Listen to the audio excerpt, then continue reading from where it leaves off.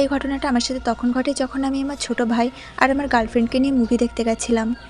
আমরা বেশিরভাগ সময় রাতেই যেতাম মুভি দেখতে, কারণ রাতের টাইমে সিনেমা হল একদমই ফাঁকা থাকে। কিন্তু সেই রাতে আমার ভাই সিনেমা হলে ঢুকেই আমাকে উপরের দিকে ইশারা করে দেখালো।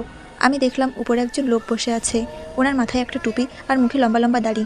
তাই আমি লোকটাকে দেখে একটু বিরক্তি বোধ করলাম। যাই হোক, আমি ওনার দিকে মন না দিয়ে আমি মুভি দেখতে শুরু করলাম।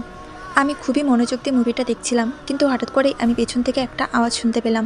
সে নিজের সিটটা চেঞ্জ করে অন্য একটা সিটে গিয়ে বসেছে। এরপরে আমি আবার পেছন থেকে একটা আওয়াজ পেলাম। এবারও আমি দেখলাম ওই লোকটা নিজের সিটটা চেঞ্জ করে অন্য আর একটা সিটে এসে বসেছে।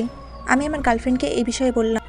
আমার গার্লফ্রেন্ডও পেছনের দিকে তাকিয়ে দেখলো ওই লোকটা বারবার নিজের সিট চেঞ্জ করছিল। ছোট ভাই সিট থেকে উঠে বাথরুমের দিকে গেল। আমার ভাই বাথরুমে যাওয়ার পরে আমি পেছন দিকে তাকিয়ে দেখলাম ওই লোকটাও নিজের সিটে নেই। তখন আমি খুবই ভয় পেয়ে গেলাম। তাড়াতাড়ি করে নিজের সিট থেকে উঠে বাথরুমের দিকে দৌড়ে গেলাম। আমি যখন বাইরের দিকে এলাম, আমি দেখলাম একটা লোক বাথরুমের দিকেই যাচ্ছে। মধ্যে গিয়ে দেখলাম ওই লোকটা নিচে হাঁটু গেড়ে বসে কি যেন একটা করছিল। আমি ভয় পাচ্ছিলাম যে আমার ভাইও এই বাথরুমটাতেই আছে। আমি দেরি না করে দৌড়ে আমার ভাইয়ের কাছে গেলাম আর আমার ভাইকে নিয়ে আমি হল থেকে বেরিয়ে গেলাম। তারপর আমি টিকিট কাউন্টারে বসে থাকা দুজন ব্যক্তিকে ওই লোকটার ব্যাপারে কমপ্লেন করলাম, কিন্তু ততক্ষণে ওই লোকটা হল থেকে বেরিয়ে ওখান থেকে পালিয়ে গেছিল।